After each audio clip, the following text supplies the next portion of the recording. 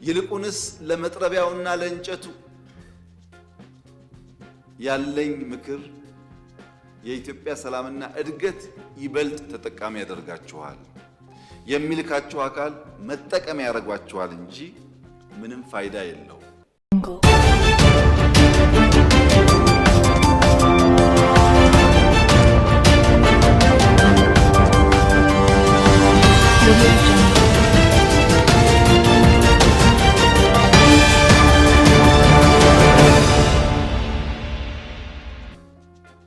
የመጥረቢያ ፖለቲካ ሰለባ ነው ትግራዋይና ኢትዮጵያውያን የሆኑት። መጥረቢያ ሶስት አክተሮች አሉት። አንደኛው አክተር ከብረት የሚሰራው የሚቆርጠው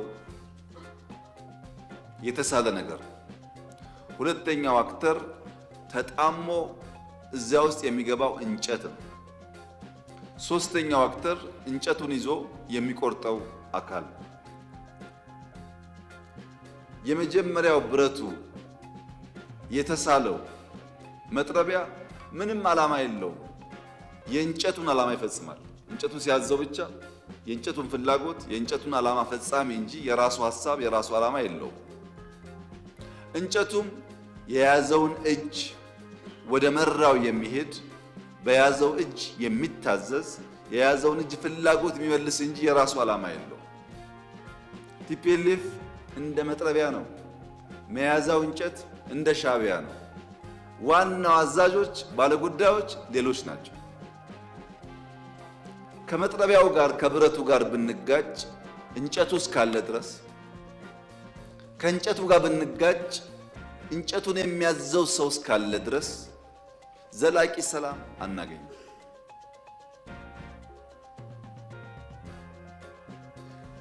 ይልቁንስ ለመጥረቢያውና ለእንጨቱ ያለኝ ምክር የኢትዮጵያ ሰላምና እድገት ይበልጥ ተጠቃሚ ያደርጋችኋል።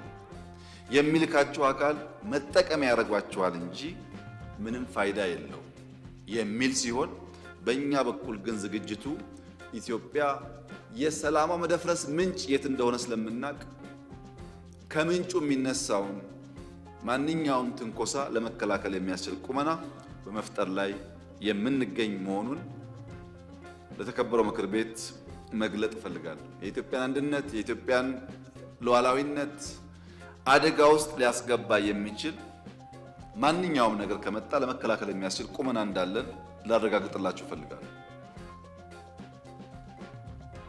መጥረቢያውና መያዣውን እጅ ግን እንጨት ግን በተቻለ መጠን መታገስ፣ በተቻለ መጠን ማስተማር፣ በተቻለ መጠን መመለስ ያስፈልጋል። ጉዳቱ የጋራ ስለሚሆን ታስታውሱ እንደሆነ ባለፉት 5-6 ዓመታት የነበረው ፖለቲካል ዲስኮርስ ኢትዮጵያ ያለቀላት፣ ኢትዮጵያ ልትፈርስ ነው፣ ኢትዮጵያ ልትወድቅ ነው የሚል ነበር። ኢትዮጵያ አትወድቅም ብዬ በተደጋጋሚ አነሳላችሁ ነበር። ኢትዮጵያ አትወድቅም አይደለም አሁን እምላችሁ፣ የወደቁ ታነሳለች።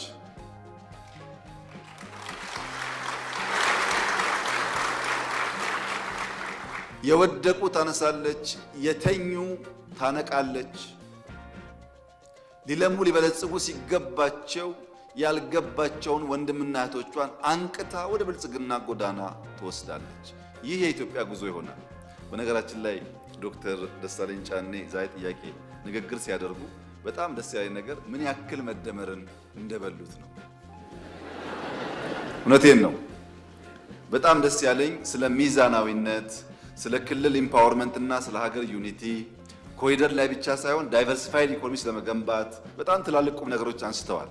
ሙሉ በሙሉ የመደመር መንግስት እሳቤዎች ማለት ነው። ይሄ በነበረን ቆይታ አንዱ ከአንዱ ሀሳብ ተወራርሷል ማለት ነው። ሀሳባቸው ሲሰነዝሩ ኮሪደር ብቻ መሆን የለበትም ማዳበሪያ ፋብሪካም አሉ፣ መሆን የለበትም ግድብም አሉ።